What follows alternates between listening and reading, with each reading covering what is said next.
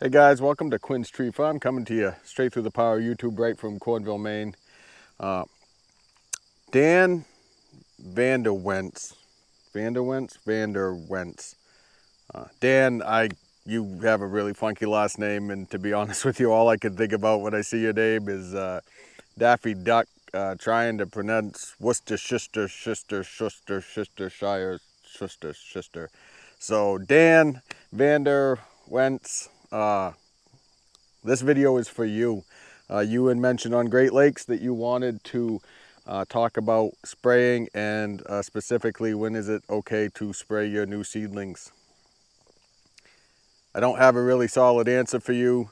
I guess it's you'll know when you know, but I have started to spray my seedlings.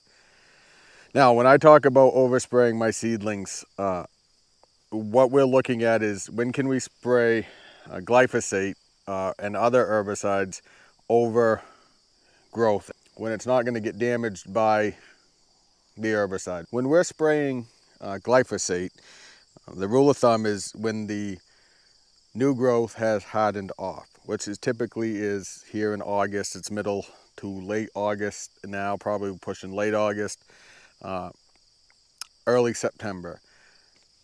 When I talk about spraying my seedlings, I am not overspraying them in the form of aerial spraying or washing them down with glypho. What I'm doing is I'm still doing the band spray application. However, it's a lot easier to do when the growth is hardened off. So stick around, let's get to work. I will show you when I think that the trees are ready to go, that I feel safe doing this, and we'll go from there. So this is the north field. And these are the bracted balsam that were planted last year. So they have had 2 growing cycles in the field. And if you take a look, my rule of thumb, and if you can see this, is you cannot tell the difference between the new growth here and the old growth here, back here, right? You can't tell between this and this. All right, the only thing that you can really tell is this really did a really good job this year and not so much last year, right?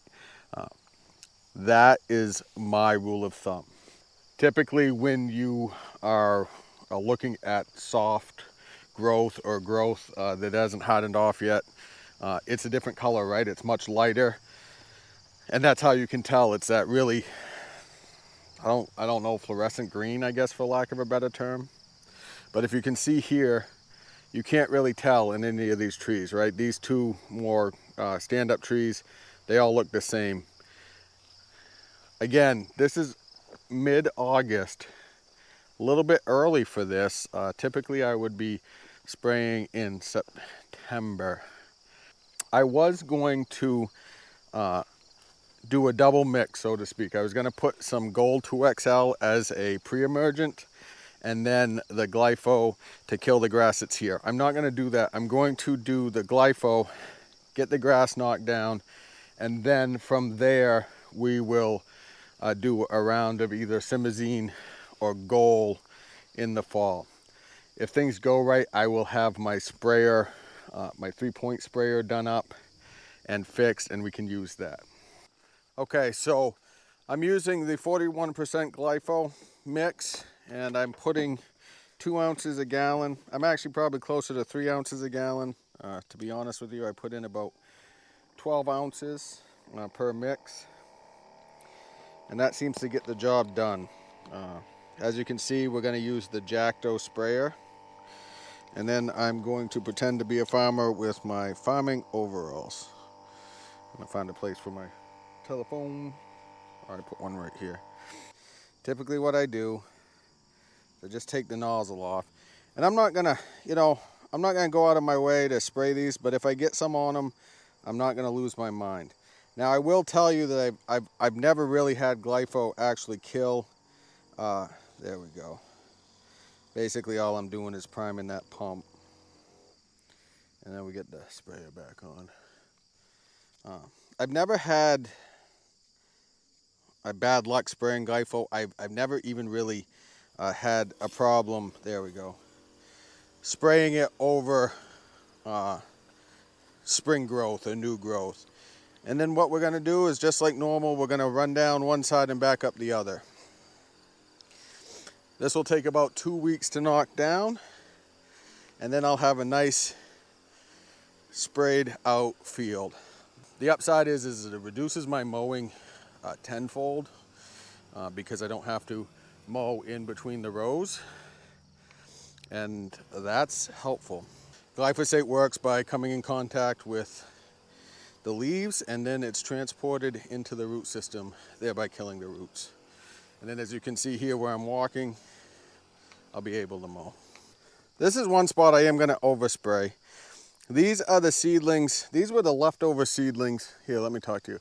These were the leftover seedlings from the cases that I put in the seed orchard, or the transplant bed over there. It's not a seed orchard. I don't know why I call it a seed orchard. I'm going to overspray this basically because I can't see the trees. So most of the herbicide is going to get caught above the trees, and it'll be a good place to see if it works or not, if what we're doing works. Again, probably not going to soak them in it, but they all look hardened off from what I can see, and that's the plan. These are going to come out next year and go into the ground if they have any viability. And again, it's probably going to take, I'd start seeing results of these in probably 3 or 4 days, getting knocked down, so to speak. But then to see the really nice, good bands of yellow. And see, you can see there, I'm not losing any sleep because that tree's right there, and you can see the little bit of the breeze is taking it in. That's going to be okay. If it's not, I will say I was wrong, and I'll show you when it turns red. But right now, I don't believe that's going to happen, so we're good to go.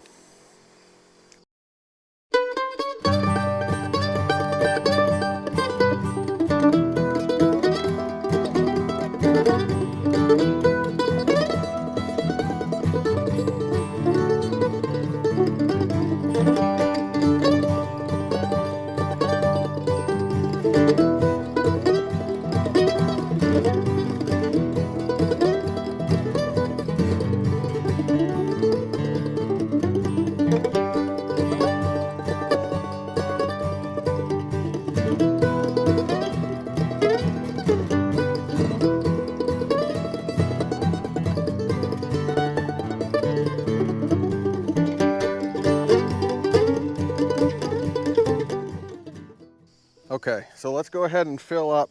I ran out there, so we'll go ahead and fill up.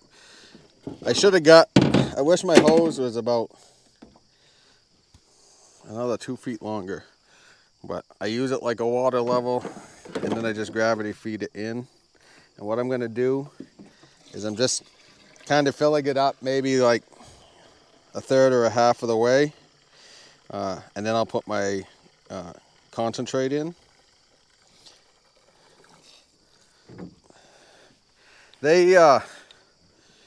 FarmWorks has the 53 and the 41. I get both. The 41 was cheaper, obviously, and they just happen to have it in 2.5 gallons. I'll be honest with you, I don't think it changes the course of history, which one you use, and I am not that concerned about the calibration being like, I'll still use 12 ounces of each in my mix, and that's about 3 ounces. I might go back to 8 ounces on the 53, but basically I'm looking at trying to get a 1.5 to 2.5% mix. So I got my glass jug, and I just pour into 12. Pour that in. Again, I'm not wearing gloves. I'm a bad man, but we all talked about that, right? We all do things that we know aren't good for us, but none of us are perfect. I just switch that around a little bit. And again, I'm not so concerned about the amount of contact I have with the glypho that it's going to end me prematurely. I figure the chemicals in the fire service are going to do that long before, especially since our turnout gear is actually made out of, it used to contain PFAS, which are those forever chemicals. Yeah, we actually wear them. So that's a little bit of a hot topic button for me if you ever want to talk about it. And there, just like that.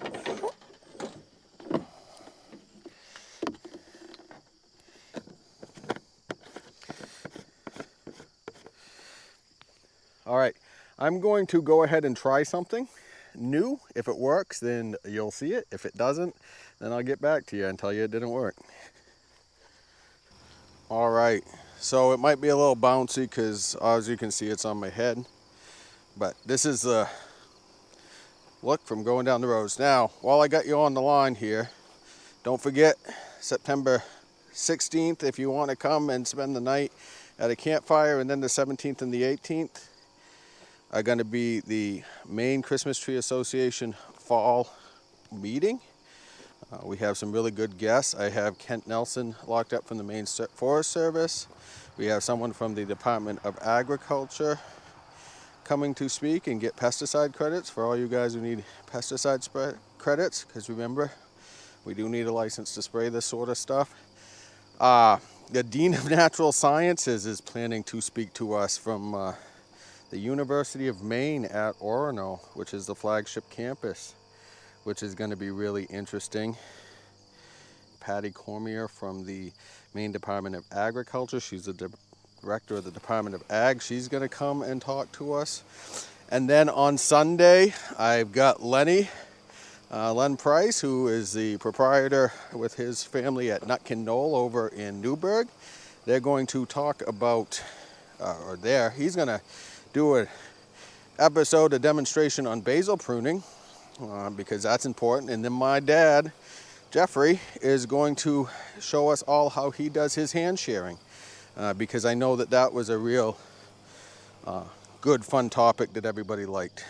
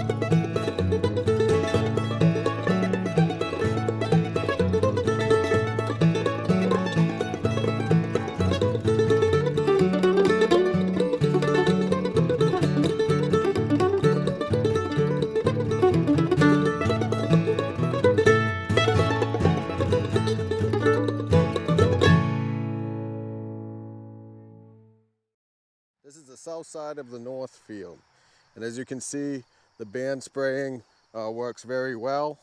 We have our rows, and then we have our rows where there's going to be no vegetation or limited vegetation.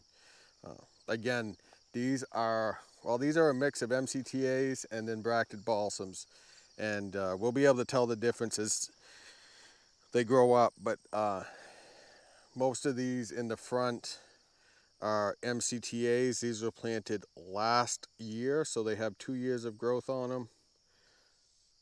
So Dan, I hope this helped.